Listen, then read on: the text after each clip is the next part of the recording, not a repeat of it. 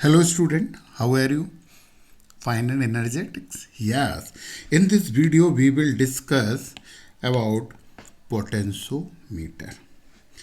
A potentiometer is a device used to measure an unknown EMF or potential difference accurately. जी हाँ, ये बिल्कुल accurate measurement करके देता है, इसलिए इसकी इम्पोर्टेंस बढ़ जाती है। तो चलिए स्टार्ट करते हैं पोटेंशियोमीटर। तो स्टूडेंट्स, ये है पोटेंशियोमीटर। इसमें ये 1 मीटर के 10 वायर होते हैं। ये वायर मैग्नीन या कॉन्स्टेंटिन के होते हैं। मैग्नीन और कॉन्स्टेंटिन के वायर इसलिए होते हैं कि इनका स्पेसिफिक रेजिस्टेंस बहुत हाई होता है और टेम्परेचर काफिशिएंट बहुत लो होता है, जिसकी हमें ज़रूरत है। देखेंगे क्या ज़रूरत है हमें आगे इसकी। और एक बात और समझ लीजिए कि ये वायर इधर यहाँ से आगे बढ़ता है तो हम ऊपर वाले स्केल से लेंगे, और ये वायर इधर होता है तो नीचे वाले स्केल से लेंगे। तो पता 1 3 5 7 9 को ऊपर वाले स्केल से हम रीडिंग लेते हैं, और 2 4 6 7 10 की रीडिंग हम नीचे वाले स्केल से लेते हैं। इसी पोटेंशियोमीटर के ये पूरे 10 मीटर लंबे वायर हम ए से बी तक मान लेते हैं। This figure demonstrate the principle of potentiometer. A B मतलब 10 मीटर वायर होता है। देखिए ये वाला सेल है स्टैंडर्ड सेल, इसकी हेल्प से इस सेल का ईएमएफ फाइंड करते हैं। और यहाँ पे एक बात हमने ये लिख दी है कि E1 always greater than from E। यदि E1 इससे ग्रेटर देन नहीं होगा, ज़्यादा नहीं होगा, तो हमारा ये एक्सपेरिमेंट कभी नहीं हो पाएगा। क्यों नहीं हो पाएगा? चलिए हम ये बात तो जल्दी ही पता कर लेंगे, परंतु ये अभी तो आप याद रखिए। देखिए अब हमने ये जो है ना, ये जॉकी की 3 पोजीशन है, D dash, D and D double dash. आप इस डायग्राम में देखिए, डी डैश ये है ए के पास, डी कहीं बीच में है, और डी डबल डैश ये बी के पास कहीं पे है। तो जॉकी एक ही है, परंतु उसकी हमने 3 पोजीशन यहाँ पे बताई हैं। तो सबसे पहले जॉकी को हमने डी डैश यानी फर्स्ट वायर पे रखा।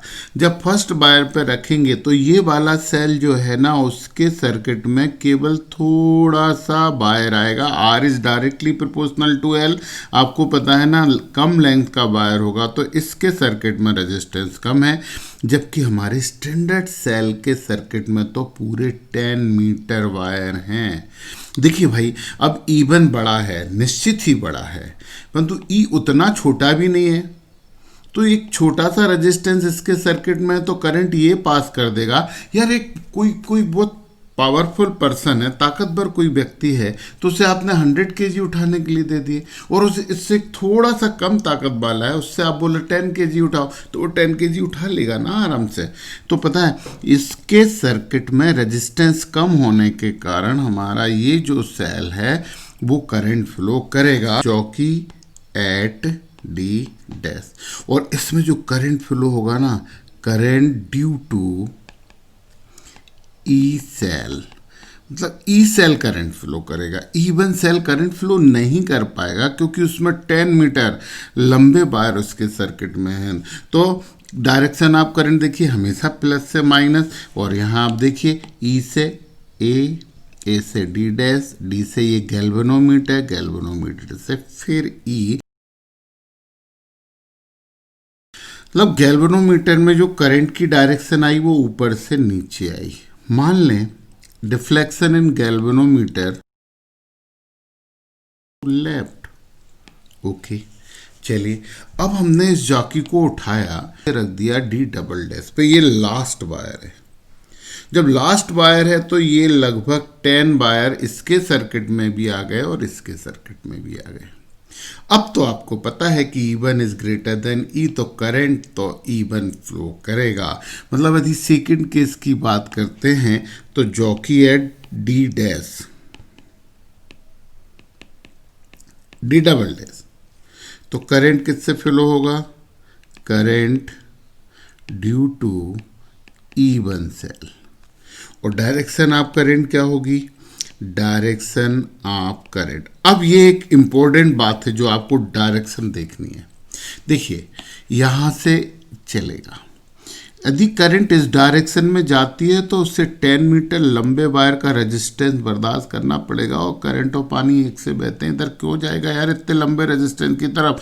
तो पता है ये इधर से होते हुए इधर चला जाएगा, क्योंकि सेल का इंटरनल रेजिस्टेंस ही तो इसका अपोज करेगा, जो कि बहुत ज़्यादा नहीं होता। तो करंट इस तरफ नहीं जाएगा, जिधर स्लोप होता है करंट उधर ही फ्लो होता है, जैसे कि वाटर।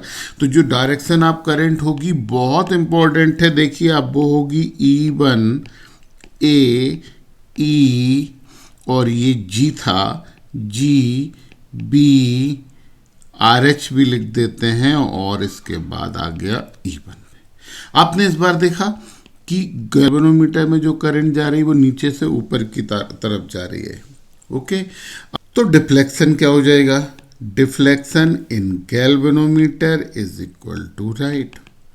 अब अंडरस्टूड है यार, आपको समझ में आती है कि यदि मान लो फर्स्ट वायर पे लेफ्ट दे रहा है, लास्ट वायर पे राइट दे रहा है, तो बीच में कहीं ना कहीं तो एक ऐसा पॉइंट होगा ना जहाँ पे डिफ्लेक्शन नहीं होगा। मतलब डी जो है वो नल पॉइंट है, बैलेंसिंग पॉइंट है। मतलब क्या बोलते हैं हम यहाँ पे? जॉकी एट डी, और इसे हम नल पॉइंट बोल देते हैं, नल पॉइंट या बैलेंसिंग पॉइंट, बैलेंसिंग पॉइंट। और यहाँ पे नो डिफ्लेक्शन, कोई डिफ्लेक्शन नहीं होता है। अब इम्पोर्टेंट बात आपको समझना है कि यहाँ डिफ्लेक्शन हो क्यों नहीं रहा है। देखिए अब आप कि ये दोनों चीज़ें हैं ना, ये डी पे है, डी की बात कर रहे हैं। यदि ए पे इसका प्लस है और इस तरफ से इसका डी पे माइनस है, ऐसे ही इसका प्लस ए पे है और इस तरफ से होके डी पे माइनस है। यदि यह करंट फ्लो नहीं हो रहा है, इसका मतलब यह है कि जितना पोटेंशियल ये अप्लाई कर रहा है उतना ही पोटेंशियल ये भी अप्लाई कर रहा है। इसका मतलब ये हुआ कि ए और डी के बीच में जो पोटेंशियल डिफरेंस है ना, वो पोटेंशियल डिफरेंस इस सेल के ईएमएफ के बराबर हो जाएगा। क्यों ईएमएफ के बराबर क्यों? क्योंकि करंट फ्लो नहीं हो रहा है। In open circuit maximum potential difference of cell is called EMF. तो पता है ए और डी के बीच में पोटेंशियल डिफरेंस ये प्रोड्यूस कर रहा है, परंतु ये करंट फ्लो नहीं कर पा रहा। मतलब इसका दोनों पॉइंट के बीच का जो पोटेंशियल डिफरेंस है वो इस सेल का ईएमएफ होगा, तभी तो करंट फ्लो नहीं हो रहा। मतलब इस केस में हम क्या लिख सकते हैं? हम लिख सकते हैं EMF of cell E is equal to potential difference between A D, A से डी तक, और पोटेंशियल डिफरेंस, पोटेंशियल पर unit length is called potential gradient. तो इसे रो से डिनोट करते हैं, तो E इज इक्वल टू हो जाएगा रो और इंटू एल। मतलब हम मान लेते हैं कि A से D तक जो लेंथ है वो L है। ये EMF ऑफ सेल हमारे पास आ गया। अब आपको ये बात भी समझ में आ गई कि E1 is greater than E क्यों होता है? नहीं होगा तो हमें इस पॉइंट पे कभी अपोजिट डायरेक्शन में डिफ्लेक्शन नहीं मिलेगा, ये सेल कभी करंट फ्लो करेगा ही नहीं। और ये हमारे पास फार्मूला आ गया, E is equal to rho L. Rho means potential gradient. Potential gradient का मतलब होता है पोटेंशियल पर यूनिट लेंथ, और ए से डी तक जितनी लेंथ है उस लेंथ का इंटू कर देंगे तो टोटल पोटेंशियल निकल आता है। तो ये था हमारा पहला एक्सपेरिमेंट जिससे हमने किसी सेल का ईएमएफ निकाला, परंतु ये एक्सपेरिमेंट नहीं था, ये प्रिंसिपल था। तो ईएमएफ निकालने का एक्सपेरिमेंट भी है। चलिए सेकंड एक्सपेरिमेंट करते हैं। कंपेयर करते हैं दो सेलों के ईएमएफ का। Comparison of EMF of two cell by using potentiometer. ये है हमारा सर्किट, ये फर्स्ट सेल और ये सेकंड सेल जिनके ईएमएफ को हमें कंपेयर करना है। और यहाँ पे एक स्विच दिया है, it is called two way की। यदि K1 और 1 को कनेक्ट करेंगे तो E1 सर्किट में आएगा, K1 और 2 को कनेक्ट करेंगे तो E2 सर्किट में आएगा। तो हमें कंपेयर तो करना ही है। A से B तक 10 मीटर लॉन्ग वायर है, जॉकी है। तो सबसे पहले इसको कनेक्ट किया K1 A, मतलब हमारा सर्किट में कौन सा सेल आ गया? E1 in circuit, E1 in circuit. तो let balancing point, balancing point इस समय जो हमें मिला वो L1 डिस्टेंस पे मिल गया, तो E1 इज इक्वल टू हो जाएगा रो L1। ये फार्मूला हम ड्राइव कर चुके हैं। अब हमने फर्स्ट सेल को डिस्कनेक्ट किया और सेकंड को K1 को 2 से कनेक्ट कर दिया। अब सेकंड में हमारे पास क्या आ गया, E2 इन सर्किट, ये दूसरा वाला हमारे सर्किट में आ गया है। अब यहाँ पे लेट मान लेते हैं कि जो बैलेंसिंग पॉइंट है वो मान लेते हैं कि L2 डिस्टेंस पे है, तो E2 इज इक्वल टू हो जाएगा रो L2। ये क्वेश्चन नंबर फर्स्ट है, ये क्वेश्चन नंबर सेकंड है, और हम क्या करते हैं, फर्स्ट डिवाइडेड बाय सेकंड, क्योंकि हमें कंपेयर तो करना ही है ना भाई। तो E1 upon E2 is equal to हो जाएगा रो L1 अपान रो L2, और रो से रो कैंसिल हो गया, तो E1 upon E2 is equal to L1 upon L2, यानी जो बैलेंसिंग पॉइंट है उनका रेशो दोनों सेल के EMF के रेशो के इक्वल होता है। चलिए अब किसी सेल का इंटरनल रेजिस्टेंस फाइंड करते हैं पोटेंशियोमीटर की हेल्प से। Determination of internal resistance of a cell by using potentiometer. तो देखिए ये है हमारा सर्किट,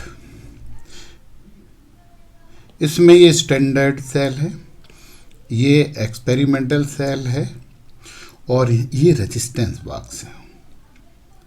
इसकी की हमें ज़रूरत पड़ती है, इसकी की तो हमें बिल्कुल भी ज़रूरत नहीं पड़ती। जिन्होंने रेजिस्टेंस बॉक्स देखा उन्हें समझ में आता है। इस रेजिस्टेंस बॉक्स में एक इन्फिनिटी ओम का रेजिस्टेंस होता है, यदि हम उसे निकाल दें तो ये वैसे ही सर्किट से बाहर हो जाता है, तो हमें की ज़रूरत पड़ती ही नहीं। इसमें अलग अलग रेजिस्टेंसेज होते हैं, प्लग होते हैं, जिन्हें हम निकाल के उस रेजिस्टेंस को हमारे सर्किट में अप्लाई कर सकते हैं। 1 ओम, 2 ओम, 3 ओम, 4 ओम, एक्सेट्रा एक्सेट्रा। हम सबसे पहले पता क्या करते हैं, सबसे पहले रेजिस्टेंस बॉक्स से इन्फिनिटी ओम का रेजिस्टेंस बाहर निकाल लिया, सर्किट से बाहर हो गया। सर्किट से बाहर हो गया तो हमारे सेल, इस सेल के कारण हम न्यूट्रल पॉइंट ले लेंगे, बैलेंसिंग पॉइंट ले लेंगे। बैलेंसिंग पॉइंट मान लेते हैं एट एल पे हमारा बैलेंसिंग पॉइंट आ गया, और L1 बोल देते हैं, बैलेंसिंग पॉइंट L1 पे आ गया। ओके, तो E इज इक्वल टू क्या हो जाएगा, E is equal to rho L1, equation number first case था जिसमें रेजिस्टेंस बॉक्स से इन्फिनिटी ओम का रेजिस्टेंस निकाल के हमने सर्किट से बाहर कर दिया था।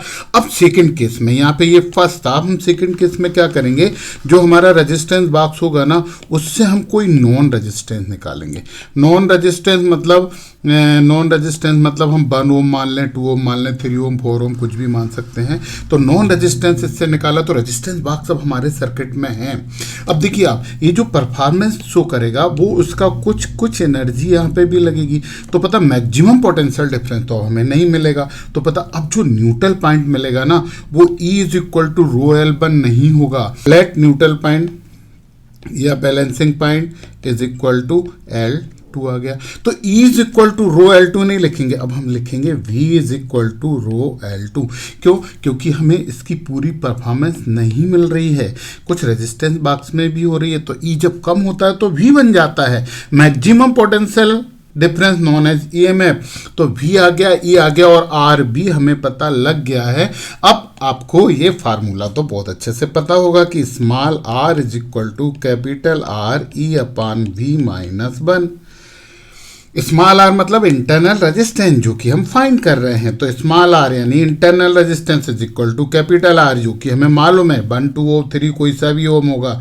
और यहाँ पे E के प्लेस पे क्या लिखेंगे, रो L1, और V के प्लेस पे क्या लिखेंगे, रो L2 और माइनस 1, और ये इससे ये कैंसिल हो गया, तो R is equal to R, और ये हो जाएगा L1 अपान L2 माइनस 1। चाहो तो ऐसे भी लिख सकते हैं, R into L1 minus L2 अपान L2। ये हमारा इंटरनल रेजिस्टेंस हमने इससे फाइंड कर लिया। तो ये 3 एक्सपेरिमेंट थे पोटेंशियोमीटर के। तो किसी भी कॉम्पिटिटिव एग्जाम में इससे एक आध न्यूमेरिकल भी आ सकता है, तो क्यों ना कुछ अच्छे हम न्यूमेरिकल भी इससे कर लेते हैं। ओके, चलिए तो करते हैं पहला न्यूमेरिकल। तो देखिए डियर स्टूडेंट्स, ये एक पोटेंशियोमीटर है। ये potentiometer PQ setup to compare two resistance as shown in figure. The emitter A in the circuit reads 1.0 when two-way key K3 is open. Okay. The balance point is at a length L1 centimeter from P when two-way key K3 is plugged in between 2 and 1. while the balance point is at a length L2 centimeter from P. When key K3 is plugged in between 3 and 1, the ratio of two resistance R1 and R2 is found to be. ये आपने पढ़ लिया है। केवल इतना याद रखें कि R1 और R2 हमें फाइंड करना है। अब जब ये जो की है हमारी, ये 1 और 2 के बीच में यदि इन्होंने लगाई है तो आप देखिए जरा, ये सर्किट हो जाएगा हमारा, ये सर्किट हो जाएगा। तो देखिए आप यहाँ पे केवल R1 हमारे सर्किट में होगा बस। फिर से देख लीजिए बेटा कि यदि हम 1 और 2 के बीच में वो लगाते हैं तो केवल R1 रेजिस्टेंस हमारे सर्किट में होता है, R2 सर्किट से बाहर हो जाता है। तो इस केस में, इस वाले केस में यदि हम फाइंड करें तो V1 ई भी लिख सकते थे ना, V1 is equal to Ohm's law से क्या होता IR1, परंतु हमने पोटेंशियोमीटर किया हुआ है, वो है ρL1, रो पोटेंशियल ग्रेडियंट, क्योंकि सर्किट में केवल R1 था। और ये कब का है? जब वो जो की लगी है ना, वो की 2 और 1 के बीच में। देखिए जब हम इस की को 1 और 3 के बीच में लगा देते हैं तो R1 और R2 दोनों सीरीज आर्डर में हमारे सर्किट में आ जाते हैं। तो हमने क्या किया कि जब हमने की प्लग की है वहाँ पे 3 and 1, यानी जो की है हमारी वो 3 and 1 है, तो R1 R2 both resistance in circuit और इन सीरीज आर्डर। तो यहाँ पे V2 इज इक्वल टू हो जाएगा IR1 प्लस R2, और इसको हम बोल सकते हैं जो हमारा बैलेंस पॉइंट आया तो L2 पे। ये क्वेश्चन नंबर फर्स्ट हो गया, ये क्वेश्चन नंबर सेकंड हो गया। सेकंड डिवाइडेड बाय फर्स्ट कर दीजिए तो आपका क्या आ गया यहाँ पे, ये वाली ये चीज़ें हम ले लेते हैं। तो हमारे पास क्या आ गया, IR1 upon IR1 plus R2 is equal to ρL1 upon ρL2। I से I कैंसिल हो गया तो हमारे पास आ गया R1 upon R1 plus R2 is equal to L1 upon L2। और अब यदि हमें R1 अपान R2 फाइंड करना है, इसको हम इन्वर्स कर दें, दोनों तरफ कर दें तो कोई अंतर नहीं पड़ेगा। तो ये हो जाएगा R1 plus R2 upon R1 is equal to L2 upon L1। ये अलग अलग कर सकते, R1 upon R1 plus R2 upon R1 is equal to L2 upon L1, और R1 से R1 कैंसिल, तो ये हो जाएगा 1 plus R2 upon R1 is equal to L2 upon L1, या R2 upon R1 is equal to L2 upon L1 minus 1। और हमें R1 R2 find करना है, इसको ये जगह है यहाँ पे हम लिखते हैं, तो R1 अपान R2 इसे सॉल्व कर लीजिए, इज इक्वल टू हो जाएगा L1 upon L2 minus L1। तो ये हमारा आंसर था, एक ठीक ठाक न्यूमेरिकल था। चलिए एक और न्यूमेरिकल करते हैं। Consider the two sales having EMF E1 and E2, E1 is greater than E2। ये बड़ा है ये छोटा है, ओके, ये कह रहे हैं हम बड़े हैं, ओके ठीक है। Connected as shown in the figure, a potentiometer is used to measure potential difference between P and Q। P और Q के बीच में यदि हमें मेजरमेंट करना है तो हमारे सर्किट में केवल एक ही सेल है, okay. And the balancing length of the potentiometer wire is 0.8 metre, ठीक है। Same potentiometer is then use to measure potential difference between P and R। जब हम P और R के बीच का पोटेंशियल डिफरेंस निकालेंगे तो हमारे बीच दो सेल हैं, और देखो दोनों अपोजिट डायरेक्शन में है, ये प्लस माइनस, ये minus plus. Then balancing length is 0.2 metre, then the ratio E1 is to E2 is. तो सिंपल है, E1 और E2 की तो हमें फाइंड करना है। वी नो दैट, मतलब यू नो दैट, यार वी नो दैट क्यों बोलेंगे, यू नो दैट बोलेंगे, ओके। तो आप क्या जानते हैं, आप ये जानते हैं कि E is directly proportional to length. ये तो आपको पता है पोटेंशियोमीटर के लिए, तो पता है तो इसे यूज करेंगे।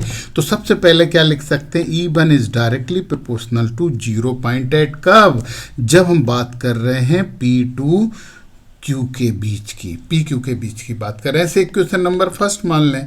और जब हम बात करेंगे किस किस के बीच की, P and R, P R के बीच की बात करेंगे, देखिए आप ये दोनों अपोजिट डायरेक्शन में, और E1 बड़ा है मतलब E1 करंट फ्लो करेगा, E1 माइनस E2 करेंगे हम, तो E1 minus E2 is directly proportional to 0.2।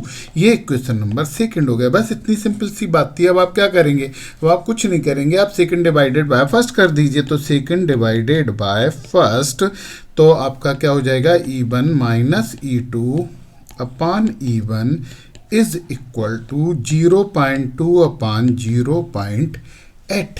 ये तो 1/4 हो जाएगा। ठीक है, हम यहाँ पे लिख देते हैं 1/4 हो गया।